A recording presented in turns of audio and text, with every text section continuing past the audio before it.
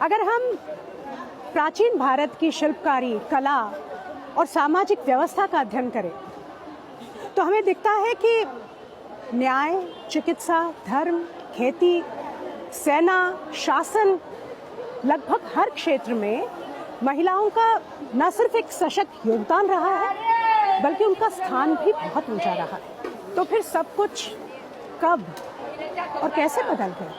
समय था 10वीं शताब्दी और नाम था मोहम्मद बिन कासिम, जिसने हमला करके राजा दाहिर को मारा और उनकी पत्नी और बेटी को बंदी बना लिया। और यहीं से शुरुआत होती है सामाजिक जीवन में महिलाओं के पतन की।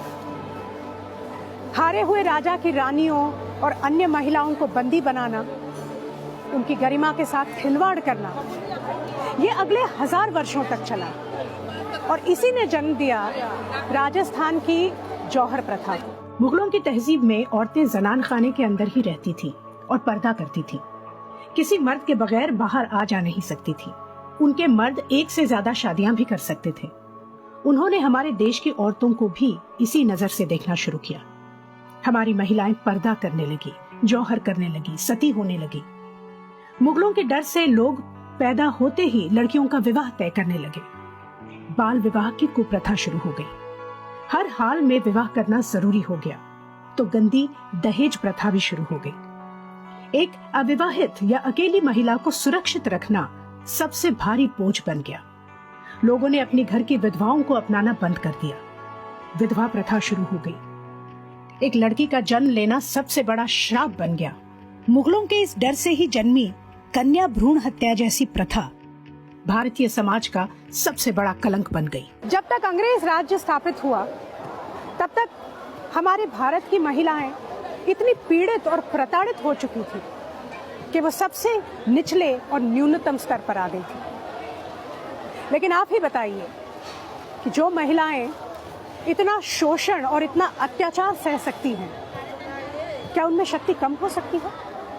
और यही शक्ति एक विस्फोट बनकर निकली 19वीं शताब्दी में।